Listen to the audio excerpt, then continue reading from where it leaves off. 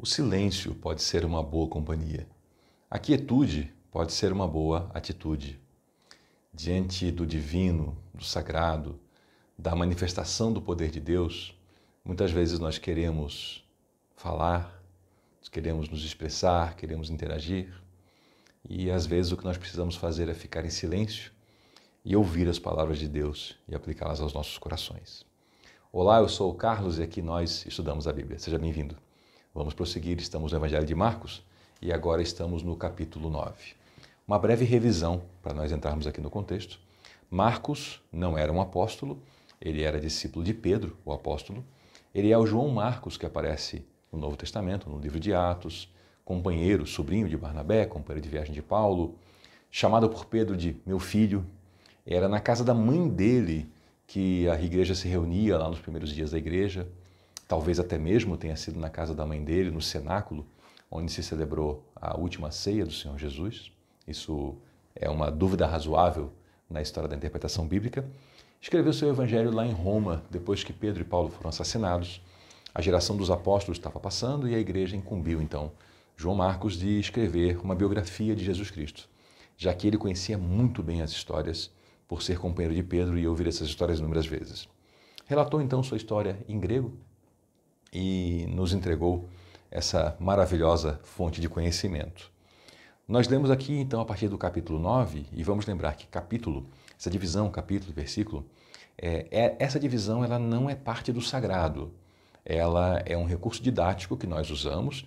Existem outras formas de dividir o texto sagrado, já existiram outras divisões. A divisão em capítulos entrou numa época, posteriormente entrou em versículos. E isso aqui é apenas para a nossa didática. Então, também aqueles títulos que aparecem na sua Bíblia ali em negrito, quase todos são acréscimos didáticos, não são de escritura sagrada. Alguns salmos têm textos originais, têm títulos originais. Aqui nesse ponto da história, capítulo 9 diz assim, Jesus prosseguiu. Ele já estava conversando no capítulo 8. Ele não encerrou a sua fala, houve apenas uma divisão de capítulo. E aqui é importante você perceber o como é importante ler a Bíblia como um texto contínuo, porque se você para, você às vezes está perdendo a continuidade de um diálogo, está perdendo um pouco de contexto. E às vezes se você começa exatamente no número do capítulo, está perdendo um pouco de contexto que vem antes. Então sempre é bom conhecer o contexto de cada texto, quer dizer, o que vem antes, o que vem depois, onde é que ele estava localizado. Jesus estava na Galileia, norte de Israel, e aí ele partiu para a região dos povoados da Cesareia de Filipe, e aí teve conversas com seus apóstolos, e no contexto de uma dessas conversas ele falou assim, eu lhes digo a verdade, alguns que estão aqui neste momento não morrerão antes de ver o reino de Deus vindo com grande poder. Essa frase aqui, ela suscita certos pensamentos, especialmente de pessoas que não se aplicam a ler as Escrituras. Por exemplo, hoje em dia é muito comum isso, é muita gente falando da Bíblia sem ler a Bíblia. Tem pessoas que até fazem palestras, aulas, até mesmo vídeos falando sobre o texto sagrado e jamais o estudaram, de ouvir falar, né? E aí saem umas coisas bem, bem tristes. E há pessoas que dizem assim, olha, tá vendo? Jesus falou que ia vir aqui o fim dos tempos, né? E não veio. Então, isso aqui não tem valor, esse texto, não é nada de sagrado. Há quem até ache que ainda tem apóstolo vivo até hoje, né, para se cumprir isso aqui. Tudo isso decorrente de não ler o texto com atenção. Jesus não falou que viria o fim dos tempos. Ele falou o reino de Deus com poder. Isso quer dizer o quê, afinal de contas? Bom, o reino de Deus é a mesma expressão, ela designa a mesma coisa que a expressão reino dos céus, e a Bíblia se refere a isso explicando para a gente, demonstrando que é todo o domínio do Senhor e que esse domínio ele recebeu uma marca que foi a vinda de Jesus Cristo. Então lá já em Mateus, nós estudamos isso, se você não viu isso ainda, nós temos aqui no canal toda uma playlist do Evangelho de Mateus, explicado do primeiro ao último capítulo. Lá em Mateus apareceu João Batista pregando, arrependam-se porque é chegado a vocês o reino dos céus. Depois dele veio Jesus pregando, arrependam-se porque é chegado a vocês o reino dos céus. Veja o que é chegado. E depois os apóstolos foram enviados por Jesus a pregar, dizendo, arrependam-se porque é chegado o reino dos céus. Então o reino dos céus, o reino de Deus, já era chegado, já estava ali. Então não se referia ao fim dos tempos. Mas há um evento especial, porque Jesus fala, ver o reino de Deus vindo com grande poder. E essa expressão, grande poder, era designa algo de especial, uma manifestação diferente daquela que eles estavam vendo, algo que eles ainda não conheciam. Com isso em mente, a gente já sabe, bom, então essa conversa de que se esperava o fim do mundo, que não veio, tem gente inclusive que diz isso, que ensina isso, né? Que esse movimento todo dos cristãos era um movimento que esperava ali um primeiro século, o fim do mundo, e aí não veio, e aí saíram adaptando. Vou aproveitar só para pegar uma pontinha aqui, eu já comentei sobre isso num Pergunte ao Carlos, mas a história do Concílio de Nicéia, tá? Dê uma boa pesquisada antes de falar do Concílio de Nicéia. Eu já vi gente falando cada barbaridade, e pessoas que não leram os documentos do Concílio de Nicéia. É mais ou menos o seguinte, tudo que as pessoas não gostam no cristianismo, elas dizem assim, mas no começo podia, no começo era diferente, aí o Concílio de Nicéia mudou. E não, o Concílio de Nicéia foi sobre um tema bem específico e está todo relatado, enfim. Assunto, procure na playlist Pergunte ao Carlos, tem um vídeo lá especialmente sobre a formação do texto sagrado, a escolha dos livros, que botaram na conta do Concílio de Nicéia uma série de coisas que nem foram tratadas lá. Mas vamos seguir aqui. Então Jesus falou isso, e 6 dias depois ele levou consigo Pedro, Tiago e João até um monte muito, muito alto. Pedro, Tiago e João, eles formavam o núcleo mais íntimo de Jesus. Havia uma multidão, que na verdade não era uma só, né? Mudava a multidão conforme onde Jesus estava. Havia os discípulos, que nós lendo a Escritura entendemos que eram cerca de 500. Haviam os 12 apóstolos, e dentre os 12 apóstolos havia um círculo mais íntimo de 3, Pedro, Tiago e João. Esse círculo mais íntimo foi chamado por Jesus, subiram um monte para ficarem a sós. Lá, Jesus se transfigurou na frente deles, ali mesmo, diante dos seus olhos.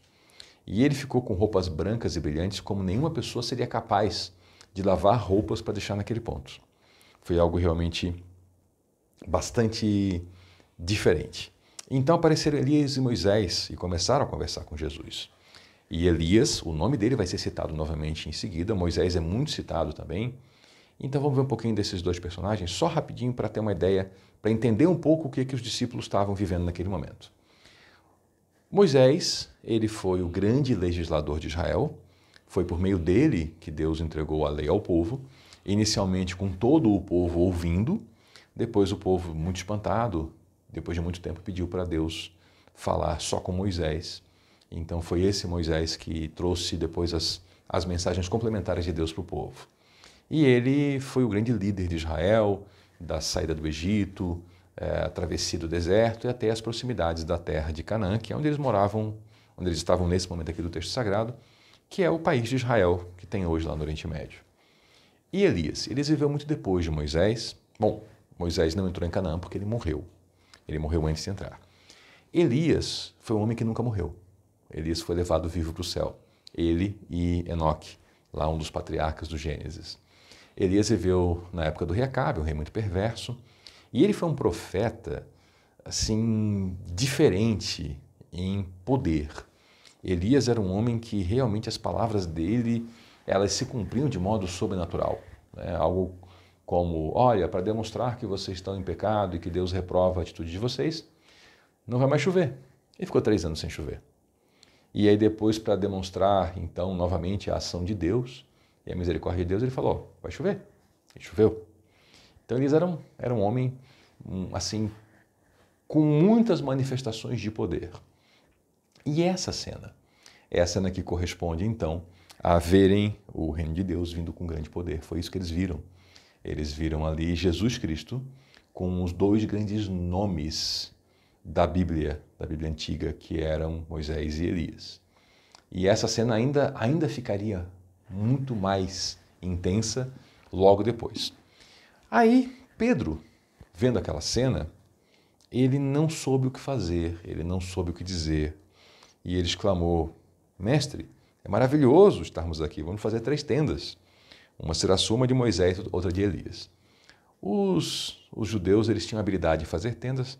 Existe ainda a festa dos tabernáculos, onde se faz tendas e se mora nelas por alguns dias para lembrar o que o povo passou e a misericórdia de Deus. Então, ele dizia que ia fazer tendas, algo possível, né? Ele falou, uma para Moisés, uma para o Senhor, outra para Elias. E aqui o próprio Marcos relatou isso, né? Provavelmente ele ouviu Pedro mesmo dizendo, olha, eu falei isso porque eu não sabia mais o que falar, porque estava todo mundo apavorado. E foi isso, né? Pedro apavorado resolveu falar alguma coisa, enquanto que ali era uma hora de contemplar e de silenciar. E como é que nós sabemos que era hora de silenciar? Porque uma nuvem os cobriu. Logo em seguida, Pedro falou isso. Jesus não respondeu. Elias não respondeu. Moisés não respondeu. Uma nuvem os encobriu e uma voz que vinha da nuvem disse, esse é meu filho amado. Ouçam, ouçam-no. Então a cena estava completa.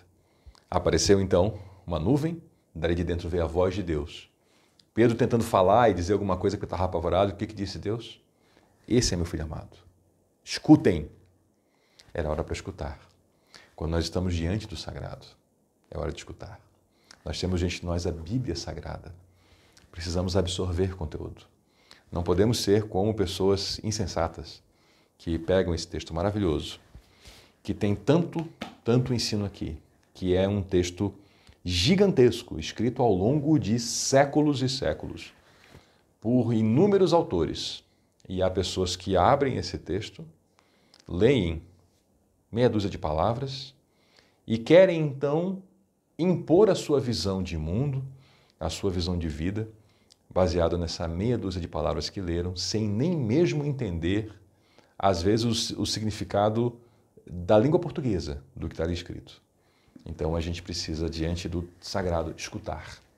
Nós precisamos buscar as nossas fontes, ler a Bíblia, buscar outros conteúdos que nos auxiliem a entender o texto sagrado, para que a gente possa estar diante de Deus nessa atitude de ouvir Jesus. Jesus é o tema central da Bíblia. Toda a Bíblia foi escrita por causa de Jesus. Todo o Antigo Testamento aponta para ele e o Novo Testamento é a revelação dele. Então precisamos buscar Jesus nas Escrituras. E aí, de repente, olharam em volta e já estavam sós. A cena voltou ao normal. Não tinha mais nuvem, não tinha mais Elias, não tinha mais Moisés. Jesus estava como estava antes. E aí descia um monte. E Jesus chamou os três e falou, não contem a ninguém o que vocês viram, até que o Filho do Homem tenha ressuscitado dos mortos. Eles guardaram o segredo, mas eles conversavam entre si com frequência sobre o que ele queria dizer com ressuscitar dos mortos. Tinha uma dúvida sobre isso, porque eles imaginavam o Messias poderoso. E aí, aquela cena que eles viram, eles não compreenderam. Eles veem, olha, o grande líder da história de Israel foi Moisés. Ele estava ali na cena. O profeta mais poderoso em ações na história de Israel foi Elias. Estava presente naquela cena. Então, para quem imaginava o Messias como um general, como um guerreiro, parecia que aquela cena corroborava essa tese. Então, eles estavam perguntando entre si, bom, Jesus falou para não contar até que ele ressuscite. Se ele vai ressuscitar, é porque ele vai morrer? Mas como assim? Ele não é o Messias? Ele não veio para restaurar todas as coisas? E aí perguntaram a Jesus, por que os mestres da lei afirmam que é necessário que Elias volte antes que o Cristo venha? Porque é mais ou menos o seguinte, você está falando em morrer, né? Porque quem fala em ressuscitar está falando em morrer. Mas, como assim? Quem morre é quem é derrotado, né? Quem morre é quem perdeu. Mas os mestres estão falando que Elias vem primeiro, e Elias é poder, né? Então, como é que se junta isso, né? Primeiro vem Elias, depois vem a derrota. E o Senhor respondeu, de fato. De fato, Elias vem primeiro para restaurar tudo. Eles tinham acabado de ver Elias no monte lá, então o assunto estava bem quente na cabeça. Então, por que as Escrituras dizem que é necessário que o Filho do Homem sofra e muito e seja tratado com desprezo? Então ele estava devolvendo. Bom, vocês têm um argumento de Elias. Sim, mas Elias, é necessário que primeiro haja Elias. Mas então, por que as Escrituras estão falando isso? Nós lemos isso em Salmos, lemos isso em Isaías, o sofrimento do Filho do Homem. E aí então o Senhor respondeu, porém digo a vocês, Elias já veio e eles preferiram maltratá-lo, conforme as Escrituras haviam previsto. E nós lemos no Evangelho de Mateus que Jesus está falando aqui de João Batista. Algumas pessoas acham, e aí novamente por uma falta de leitura do texto sagrado, que João Batista era uma reencarnação de Elias, porque há pessoas que creem na reencarnação, né? Que a alma de alguém que morre, ela volta em outro corpo. O problema é que João Batista e Elias foram contemporâneos. Então não dava para ser reencarnação, mesmo que alguém creia em reencarnação. E aí você talvez diga, mas como contemporâneo se Elias foi séculos antes? Sim, mas Elias não morreu. Aliás, Elias está vivo hoje, enquanto você vê esse vídeo. Elias está vivo, ele não morreu. Ele não é uma alma que desprendeu do corpo e foi para o céu. Ele foi levado para o céu, uma carruagem de fogo separou ele de Eliseu, e ele foi levado para o céu no redemoinho. Quando fala que céu não é o céu físico, né? Foi levado para o mundo espiritual, para junto de Deus, vivo, assim como Enoque. Então, eu não creio em reencarnação, eu creio em ressurreição, mas se você crê em reencarnação, eu presumo que você crê que existe uma ordem, né? Morre para depois voltar, e não é o caso aqui com Elias, então não poderia ser. Mas, vamos voltar na próxima, prosseguir com esse texto sagrado, vamos ver algumas coisas muito interessantes que aconteceram um pouquinho mais adiante. Muito obrigado por nos acompanhar até aqui, eu sou o Carlos, e aqui nós estudamos a Bíblia. Até a próxima.